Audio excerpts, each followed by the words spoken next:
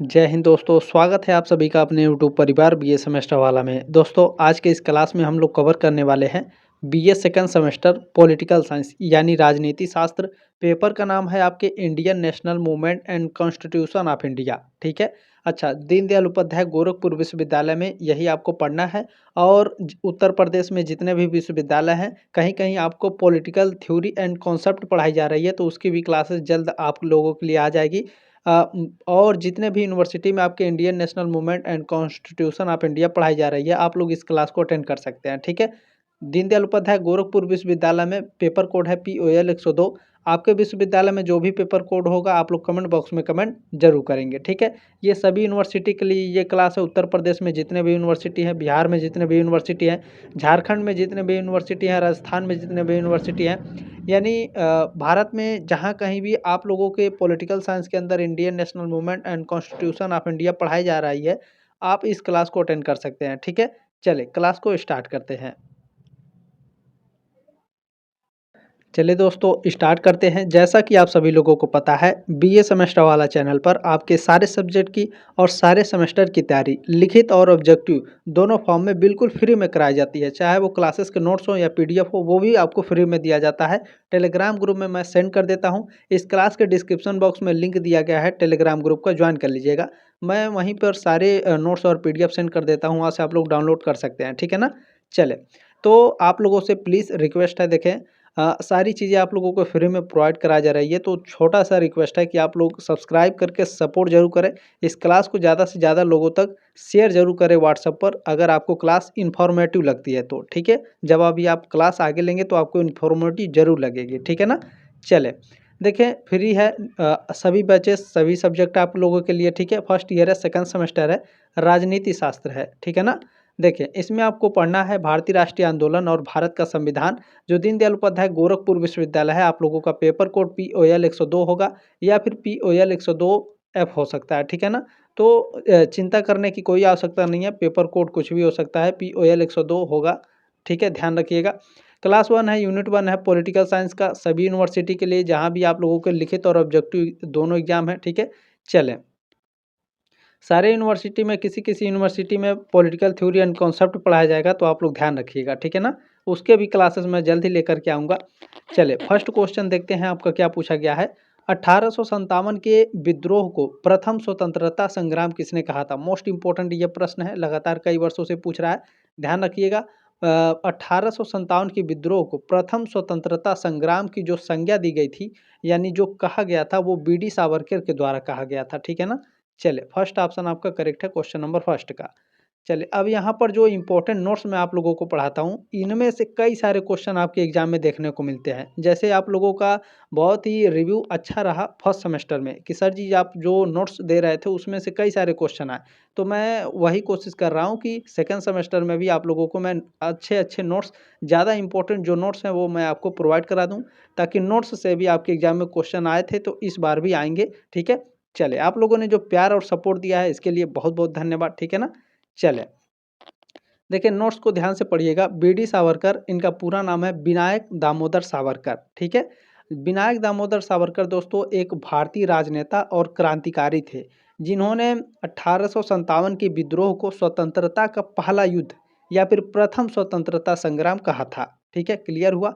अच्छा, पूछा जाता है BD सावरकर ने 1857 ईस्वी के विद्रोह को प्रथम स्वतंत्रता संग्राम की संज्ञा किस पुस्तक में दी थी?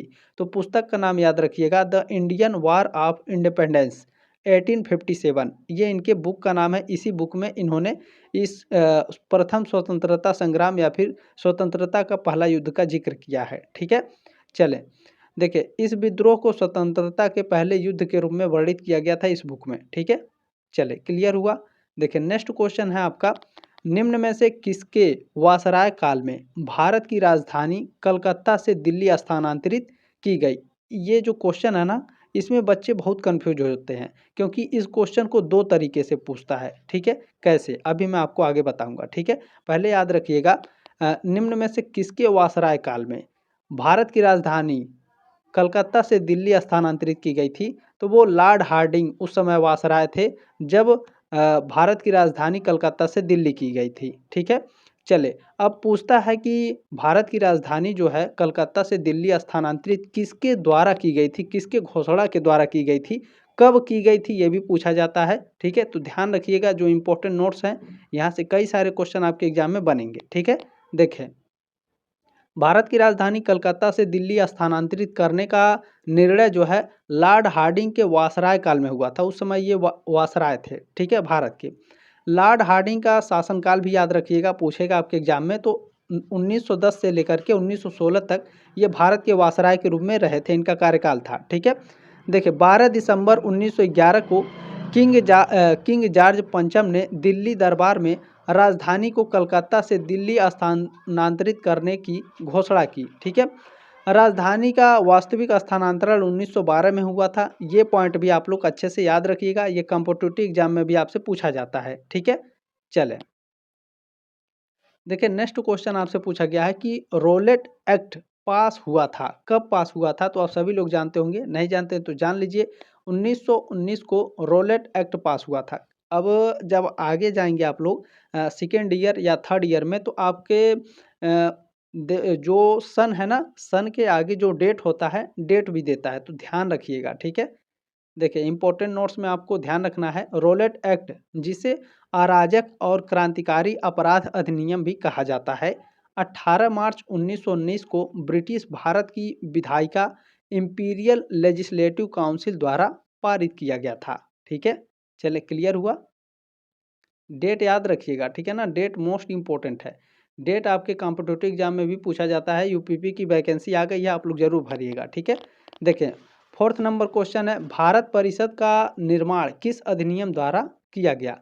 तो जो भारत परिषद का निर्माण है ये 1909 के अधिनियम द्वारा, ठीक है, अधिनियमित किया गया था। ध्यान रखिएगा, मोस्ट इंपॉर्टेंट है, कई बार पूछ चुका है एग्जाम में। ठीक है, डी ऑप्शन आपका राइट है।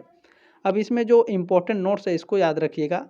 देखें, भारतीय परिषद अधिनियम 1909 के तहत स्वशासित शासन प्रणाली स्थापित करने का लक्ष्य रखा गया था। ठीक है, इसे मार्ले मिंटो सुधार के नाम से भी जाना जाता है। ठीक है, जो 1909 का अधिनियम है इसे मार्ले मिंटो सुधार के नाम से जाना जाता है, ये पॉइंट भी आपको याद रखना है। ठीक है, चले, भारत परिषद भारत में ब्रिटिश शासन से जुड़े दो अलग अलग निकायों को दिया गया था।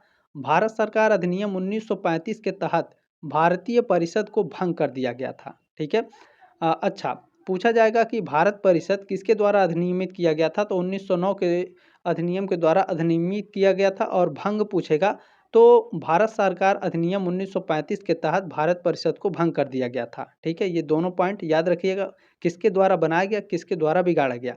1909 के द्वारा बनाया गया था, 1935 के द्वारा बिगाड़ा गया था। ठीक है ना, एक सेकंड, यहाँ कुछ बग्स आ गया है।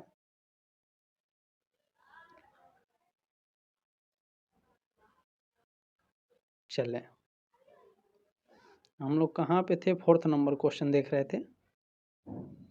चले, फोर्थ नंबर क्वेश्चन देख रहे थे हम लोग, ठीक है ना।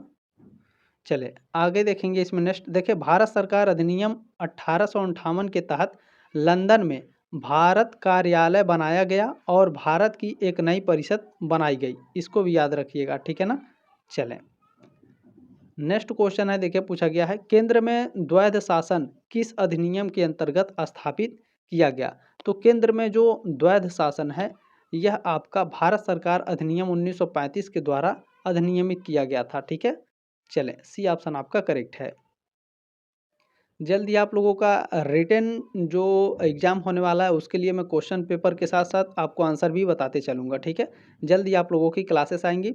देखिए क्वेश्चन नंबर 6 क्या है, 1946 में निर्मित अंतरिम सरकार में कार्यपालिका परिषद के उपसभापति थे। तो उस समय उपसभापति जो पंडित जवाहरलाल नेहरू थे। ठीक है, 1946 में निर्मित अंतरिम सरकार जब भी पूछेगा तो आपको याद रखना है पंडित जवाहरलाल नेहरू। ठीक है, फर्स्ट ऑप्शन आपका करेक्ट है।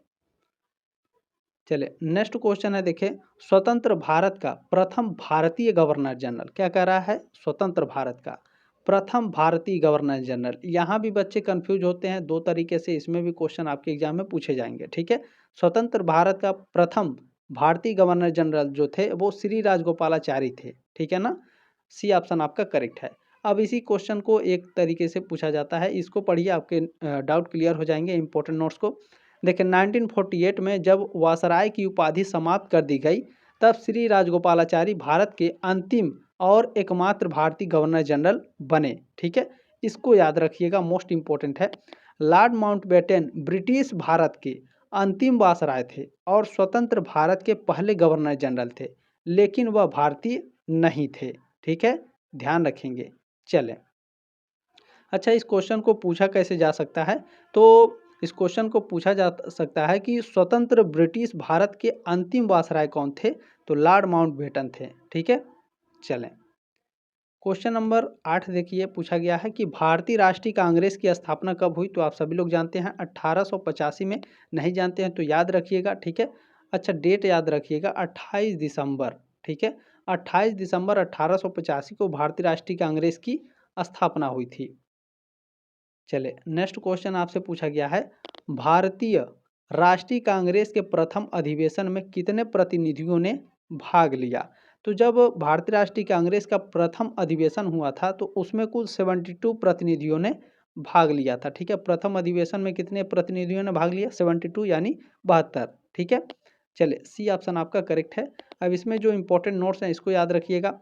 28 दिसंबर 1885 को भारतीय राष्ट्रीय कांग्रेस की स्थापना गोपाल दास तेजपाल संस्कृत कॉलेज बम्बई में हुई थी, जिसमें 72 यानी 72 प्रतिनिधि उपस्थित थे। ठीक है, चलें, देखिए नेक्स्ट क्वेश्चन आपका कि 1922 में गया एक जगह है। ठीक है, 1922 में गया के इंडियन नेशनल कांग्रेस के अधिवेशन के अध्यक्ष कौन थे, तो चित्तरंजन दास थे। ठीक है, याद रखिएगा, गया का अगर पूछेगा। ठीक है, गया एक जगह है, 1922 में इंडियन नेशनल कांग्रेस का अधिवेशन हुआ था, तो गया के जो अध्यक्ष थे चित्तरंजन दास जी थे। ठीक है, फर्स्ट ऑप्शन आपका राइट है। चलिए देखें, नेक्स्ट क्वेश्चन आपसे पूछा गया है, स्वदेशी आंदोलन। ठीक है, स्वदेशी आंदोलन सर्वप्रथम यानी सबसे पहले कब आरंभ हुआ। स्वदेशी आंदोलन सबसे पहले 1905 में आरंभ हुआ था, बंग भंग आंदोलन के समय। ठीक है, चलें, नेक्स्ट क्वेश्चन आपसे पूछा गया है, भारतीय राष्ट्रवाद की प्रथम अभिव्यक्ति है। भारतीय राष्ट्रवाद की प्रथम अभिव्यक्ति है सन 1857 का प्रथम स्वतंत्रता संग्राम। ठीक है, 12 का ऑप्शन नंबर फर्स्ट आपका करेक्ट है। देखिए नेक्स्ट क्वेश्चन आपसे पूछा गया है कि ब्रिटिश भारत की राजधानी कोलकाता के स्थान पर दिल्ली कब बनाई गई। आपको पढ़ाया है मैंने 1911 में। ठीक है, 9/11 1911 में। डी ऑप्शन आपका राइट है, क्वेश्चन नंबर 13 का। नेक्स्ट क्वेश्चन इसमें आपसे पूछा गया है कि निम्नलिखित में से कौन घटनाक्रम सही है। ठीक है, तो देखें इसमें देखा जाए तो सबसे पहले स्वदेशी तथा बहिष्कार आंदोलन हुआ था, ये हुआ था आपका 1905 में। ठीक है, स्वदेशी तथा बहिष्कार आंदोलन 1905 में हुआ था। उसके बाद अगर इसमें देखा जाए असहयोग आंदोलन, ये आपका हुआ था 1920 में। ठीक है, और उसके बाद आपका हुआ था इसमें देखा जाए सविनय अवज्ञा आंदोलन। ठीक है, ये 1930 को हुआ था, 1930 को। ठीक है, उसके बाद आपका भारत छोड़ो आंदोलन कब हुआ था, 1942 1942 को। ठीक है, यानी 1905 1920 1930 और 1942, यानी देखें फोर्थ, उसके बाद आपका है फर्स्ट, उसके बाद है आपका थर्ड, उसके बाद है आपका सेकेंड। ठीक है, 4 1 3 2, देख लेते हैं हमारा कौन सा सही होगा। देखें बी में दिया है 4 1 3 2 आपका राइट आंसर है। ठीक है, ध्यान रखिएगा। चले नेक्स्ट क्वेश्चन देखते हैं आपसे क्या पूछा गया है, भारतीय राष्ट्रीय कांग्रेस का प्रसिद्ध लाहौर अधिवेशन कब हुआ। ध्यान रखिएगा, इतना याद रखिएगा, लाहौर अधिवेशन कब हुआ था भारतीय राष्ट्रीय कांग्रेस का, तो 1929 में हुआ था। ठीक है, लाहौर अधिवेशन कब हुआ, 1929 में। बी ऑप्शन आपका राइट है। चले, अब यहाँ पर इम्पोर्टेंट नोट्स आप लोग देखते चलेंगे। भारतीय राष्ट्रीय कांग्रेस का 44वां अधिवेशन 29 दिसंबर 1929 से 1 जनवरी 1930 तक लाहौर में आयोजित किया गया, जिसमें लगभग 15,000 लोगों की एक विशाल सभा हुई। इस अधिवेशन का नेतृत्व युवा और प्रमुख कांग्रेस नेता पंडित जवाहरलाल नेहरू ने किया था। नेक्स्ट क्वेश्चन है, देखिए सीमांत गांधी किसे कहा जाता है, तो खान अब्दुल गफ्फर खान को सीमांत गांधी। ठीक है, इतना याद रखिएगा, आपको हमेशा के लिए याद हो जाएगा। सीमांत गांधी किसे कहा जाता है, खान अब्दुल गफ्फर खान को। चले नेक्स्ट क्वेश्चन आपसे पूछा गया है, करो या मरो का नारा किसने दिया था। करो या फिर मरो का नारा महात्मा गांधी के द्वारा दिया गया था। ठीक है, पूछा जाएगा कब दिया गया था, किस समय दिया गया था, तो ध्यान रखिएगा। देखिए 8 अगस्त 1942 को भारत छोड़ो आंदोलन शुरू करते समय महात्मा गांधी ने करो या मरो का नारा दिया था। नेक्स्ट क्वेश्चन देखें, भारत में एकल नागरिकता की अवधारणा अपनाई गई है कहाँ से? कनाडा से, ब्रिटेन से, अमेरिका से या फिर फ्रांस से? भारत में एकल नागरिकता किससे ली गई है? तो यह ब्रिटेन से ली गई है। ठीक है, चलें बी ऑप्शन आपका राइट है। नेक्स्ट क्वेश्चन आपसे पूछा गया है, निम्नलिखित में से भारत में नागरिकता निर्धारण का विशिष्ट अधिकार किसे प्राप्त है? तो यह संसद को प्राप्त है। ठीक है, भारत में नागरिकता निर्धारण यह किसको प्राप्त है? संसद को प्राप्त है। चले इंपॉर्टेंट नोट्स पढ़िएगा, आपके डाउट क्लियर हो जाएंगे और यहाँ से प्रश्न भी बनेंगे। भारतीय संविधान के अनुच्छेद 11 के अनुसार संसद नागरिकता के अधिकार को कानून द्वारा विनियमित करने का अधिकार रखती है। नेक्स्ट क्वेश्चन है, संविधान निर्मात्री सभा में उद्देश्य प्रस्ताव किसके द्वारा प्रस्तुत किया गया? जवाहरलाल नेहरू के द्वारा, भीमराव अम्बेडकर के द्वारा, BN राव के द्वारा या डॉक्टर राजेंद्र प्रसाद के द्वारा? संविधान निर्मात्री सभा यानी जब संविधान का निर्माण हो रहा था तो उस सभा में उद्देश्य प्रस्ताव किसके द्वारा प्रस्तुत किया गया? तो जवाहरलाल नेहरू के द्वारा उद्देश्य प्रस्ताव प्रस्तुत किया गया था। फर्स्ट ऑप्शन आपका करेक्ट है। देखें, संविधान निर्मात्री सभा में उद्देश्य प्रस्ताव पंडित जवाहरलाल नेहरू द्वारा 13 दिसंबर 1946 को प्रस्तुत किया गया था, जिसे बाद में 22 जनवरी 1947 को सर्वसम्मति यानी सभी के सहमति के द्वारा इसे स्वीकार कर लिया गया था। देखें, इसमें नेक्स्ट क्वेश्चन है, संविधान का प्रथम प्रारूप सभा के किस सलाहकार के निर्देशन में बनाया गया? तो यह बनाया गया था BN राव के सलाहकार के निर्देशन में। सी ऑप्शन आपका करेक्ट है। नेक्स्ट क्वेश्चन है, संविधान सभा के अध्यक्ष थे? तो संविधान सभा के अध्यक्ष आपके डॉक्टर राजेंद्र प्रसाद थे। ठीक है, अध्यक्ष कौन थे? डॉक्टर राजेंद्र प्रसाद संविधान सभा के। अब पूछेगा प्रारूप समिति के अध्यक्ष कौन थे? तो प्रारूप समिति के अध्यक्ष जो थे वो डॉक्टर भीमराव अंबेडकर थे। ठीक है, जब भी ये क्वेश्चन आपसे एग्जाम में पूछा जाएगा, प्रारूप समिति याद रखिएगा, प्रारूप समिति डॉक्टर भीमराव अंबेडकर। ठीक है, चलें 23 का फर्स्ट ऑप्शन आपका राइट है। नेक्स्ट क्वेश्चन है, देखिए भारतीय राष्ट्रीय कांग्रेस का सर्वप्रथम मुस्लिम अध्यक्ष निम्न में से कौन था? भारतीय राष्ट्रीय कांग्रेस का मुस्लिम अध्यक्ष सर्वप्रथम यानी सबसे पहले जो मुस्लिम अध्यक्ष था भारतीय राष्ट्रीय कांग्रेस का वो बदरुद्दीन तैयबजी थे। ठीक है, फर्स्ट ऑप्शन आपका करेक्ट है।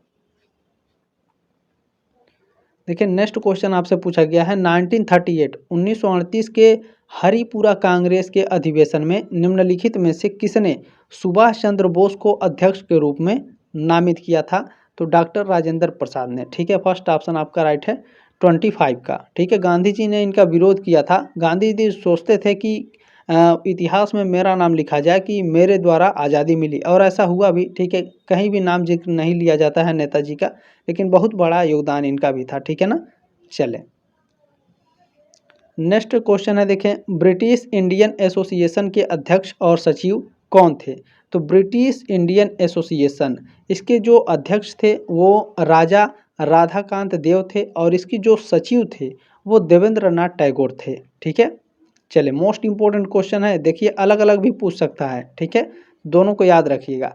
ब्रिटिश इंडियन एसोसिएशन की स्थापना कब हुई थी? इसको भी याद रखेंगे, 29 अक्टूबर 1851 को। कहाँ? कलकत्ता में। अच्छा, ब्रिटिश इंडियन एसोसिएशन के जो अध्यक्ष थे वो कौन थे? राजा राधाकांत देव। ठीक है, और इसके पहले सचिव कौन थे? देवेंद्र नाथ टैगोर। नेक्स्ट क्वेश्चन है, देखिए स्वराज मेरा जन्मसिद्ध अधिकार है और मैं इसे लेकर रहूंगा, उपयुक्त कथन है, ये स्टेटमेंट किसके द्वारा दिया गया था? तो बाल गंगाधर तिलक के द्वारा। डी ऑप्शन आपका राइट है। नेक्स्ट क्वेश्चन है, देखें असहयोग आंदोलन किसके द्वारा चलाया गया? असहयोग आंदोलन ध्यान रखेंगे किसके द्वारा चलाया गया? तो महात्मा गांधी के द्वारा असहयोग आंदोलन चलाया गया था। फर्स्ट ऑप्शन आपका करेक्ट है। पूछा जाएगा असहयोग आंदोलन कब चलाया गया था? तो ध्यान रखिएगा असहयोग आंदोलन का नेतृत्व महात्मा गांधी ने किया था, जो 1920 में शुरू हुआ। असहयोग आंदोलन कब शुरू हुआ था? 1920 में। ख़त्म कब हुआ था? 1922 में चौरी चौरा घटना के बाद। ठीक है, चलें नेक्स्ट क्वेश्चन है आपका, भारतीय संविधान की प्रस्तावना में भारत के शासन की सर्वोच्च सत्ता, ठीक है, सर्वोच्च सत्ता किस में निहित है? तो ये जनता में निहित होती है, ठीक है। डी ऑप्शन आपका राइट है 29 का। नेक्स्ट क्वेश्चन है, संविधान सभा की प्रारूप समिति का अध्यक्ष कौन था? प्रारूप समिति के अध्यक्ष मैंने अभी आपको बताया है, डॉक्टर भीमराव अम्बेडकर थे, ठीक है ना। चलें, बी ऑप्शन आपका राइट है। नेक्स्ट क्वेश्चन है, देखें, संविधान की प्रस्तावना में किस संशोधन द्वारा समाजवादी, धर्मनिरपेक्ष तथा अखंडता शब्द जोड़े गए? तो संविधान की प्रस्तावना में 42वें संविधान संशोधन के द्वारा समाजवादी, धर्मनिरपेक्ष और अखंडता शब्द जोड़े गए थे। फर्स्ट ऑप्शन आपका राइट है 31 का। नेक्स्ट क्वेश्चन है, देखिए, भारत का संविधान है तो एकात्मक की ओर झुका हुआ संघात्मक, ठीक है, सी ऑप्शन आपका करेक्ट है। भारतीय संविधान के अनुच्छेद 1 द्वारा भारत का वर्णन इस प्रकार किया गया है, तो भारत राज्यों का संघ है, ठीक है, फर्स्ट ऑप्शन आपका राइट है 33 का। अब यहाँ पे आप लोग ध्यान रखिएगा, भारतीय संविधान के अनुच्छेद 1 द्वारा या फिर 1 के अनुसार भारत को राज्यों का संघ यानी यूनियन ऑफ स्टेट के रूप में वर्णित किया गया है। नेक्स्ट क्वेश्चन है, भारतीय संविधान सभा में महिला सदस्यों की कुल संख्या कितनी थी? महिला सदस्यों की कुल संख्या भारतीय संविधान में 15 थी, ठीक है। चले, डी ऑप्शन आपका राइट है। नेक्स्ट क्वेश्चन आपसे पूछा गया है, देखें, 1857 के निम्नलिखित क्रांतिकारियों में से किसका वास्तविक नाम रामचंद्र पांडुरंग था? तो यह नाम था तात्या टोपे का, ठीक है। 1857 का जब विद्रोह हुआ था तो किसका नाम रामचंद्र पांडुरंग था? वास्तविक नाम तात्या टोपे का, ठीक है। चले, नेक्स्ट क्वेश्चन पूछा गया है, 1857 के विद्रोह का नेतृत्व बिहार में, ठीक है, अलग अलग राज्यों में अलग अलग लोगों ने विद्रोह किया था 1857 की क्रांति को। तो सभी को याद रखना जरूरी है, कोई भी आपसे एग्जाम में पूछ सकता है। तो ज़्यादा फेमस है बिहार और लखनऊ, ये 2 क्वेश्चन आपसे सबसे ज़्यादा पूछे जाते हैं एग्जाम में, ठीक है। तो बिहार में जो नेतृत्व, बिहार, कानपुर और लखनऊ, ये 3 फेमस है, ठीक है। 3 जो है ये क्वेश्चन कई बार आपके एग्जाम में पूछ चुका है, तो याद रखिएगा। बिहार में कुंवर सिंह ने नेतृत्व किया था 1857 के विद्रोह को, ठीक है। चले, बाकी लखनऊ और कानपुर वाला सर तो वो भी बताएंगे, ठीक है। देखें, निम्नलिखित में से कौन 1857 के विद्रोह में अंग्रेजों का सबसे कट्टर दुश्मन था? तो सबसे कट्टर दुश्मन अंग्रेजों का मौलवी अहमदुल्लाह शाह थे, ठीक है, फर्स्ट ऑप्शन आपका राइट है 37 का। नेक्स्ट क्वेश्चन, 1857 के विद्रोह के दौरान अंग्रेजों के विरुद्ध जिहाद का प्रचार किसने किया? तो मौलवी अहमदुल्ला शाह ने जिहाद का प्रचार किया था 1857 में अंग्रेजों के विरुद्ध, ठीक है, फर्स्ट ऑप्शन आपका राइट है 38 का। नेक्स्ट क्वेश्चन आपसे पूछा गया है कि लखनऊ में 1857 के स्वतंत्रता संग्राम का नेतृत्व किसने किया? मैंने कहा था ना, लखनऊ आप फेमस है, ये आपके एग्जाम में पूछ चुका है और कई बार पूछता है। बेगम हजरत महल थी, ठीक है ना। चले, सी ऑप्शन आपका राइट है। चले, यहाँ पर मैंने कुछ लिखा है इम्पोर्टेंट नोट्स में, याद रखिएगा। कानपुर में नाना साहेब ने 1857 के विद्रोह का नेतृत्व किया था, ठीक है। और मौलवी लियाकत अली ने इलाहाबाद और बनारस में विद्रोह का नेतृत्व किया था 1857 वाला, ठीक है ना। अच्छा, बहादुर शाह द्वितीय और बख्त खान दिल्ली में विद्रोह का नेतृत्व किए थे। इस तरह से आपके एग्जाम में क्वेश्चन पूछा जाएगा कि दिल्ली में 1857 का जो विद्रोह हुआ था उसका नेतृत्व किसने किया था? बहादुर शाह द्वितीय और बख्त खान ने, ठीक है। इसी तरह से आपको सभी को याद रखना है। देखिए, नेक्स्ट क्वेश्चन है, लखनऊ में 1857 का विद्रोह इस तिथि को शुरू हुआ, किस समय शुरू हुआ था? डेट पूछ रहा है, तो 4 जून 1857 को, बी ऑप्शन आपका राइट है। नेक्स्ट क्वेश्चन है, कानपुर में सेना का नेतृत्व किसने किया? कानपुर में सेना का नेतृत्व नाना साहब ने किया था, बी ऑप्शन आपका राइट है। नेक्स्ट क्वेश्चन है, देखिए, 1857 ईस्वी के प्रथम स्वाधीनता संग्राम का सरकारी इतिहासकार कौन था? याद रखिएगा, मोस्ट इंपॉर्टेंट है, सरकारी इतिहासकार कौन थे 1857 ईस्वी के? प्रथम स्वाधीनता संग्राम था ना, तो उसके सरकारी जो इतिहासकार थे वो एस.एन. सेन थे, सी ऑप्शन आपका करेक्ट है। नेक्स्ट क्वेश्चन पूछा गया है, किसने संविधान सभा में प्रस्ताव रखा कि सभा द्वारा निर्मित संविधान को पारित किया जाए? तो यह भीमराव अंबेडकर ने प्रस्ताव रखा था। बी ऑप्शन आपका राइट है। नेक्स्ट क्वेश्चन है, देखिए संविधान कब से भारतीय गणतंत्र पर लागू हो गया? तो सभी लोग जानते हैं 26 जनवरी 1950 को, ठीक है, संविधान गणतंत्र भारतीय गणतंत्र पर लागू हुआ था। डी ऑप्शन आपका राइट है। चलिए नेक्स्ट क्वेश्चन है आपका, भारत में हाई कमिश्नर के पद पर नियुक्त होने वाले प्रथम अधिकारी थे, कौन थे? तो सर विलियम म्योर थे, ठीक है। डी ऑप्शन आपका राइट है। चलिए नेक्स्ट क्वेश्चन है, देखें यह एक मत है, ठीक है, कि वर्तमान संविधान निश्चयात्मक रूप से 1935 ईस्वी का भारतीय शासन अधिनियम ही है, जिसमें केवल मताधिकार को और जोड़ दिया गया है। तो ये जो मत है यह डॉक्टर पंजाब राव देशमुख का है, ठीक है। डी ऑप्शन आपका करेक्ट है। नेक्स्ट क्वेश्चन है, भारत में हाई कमिश्नर यानी उच्चायुक्त, भारत में उच्चायुक्त का पद किस अधिनियम द्वारा सृजित किया गया था? तो यह 1919 के अधिनियम द्वारा सृजित किया गया था। बी ऑप्शन आपका राइट है, 47 का। नेक्स्ट क्वेश्चन है, देखिए न्यायिक पुनर्विलोकन की अवधारणा को भारतीय संविधान में ग्रहण किया गया कब? अमेरिकी संविधान से ग्रहण किया गया था, ठीक है। न्यायिक पुनर्विलोकन की अवधारणा किससे लिया गया है? भारतीय संविधान में अमेरिकी संविधान से लिया गया है, ठीक है।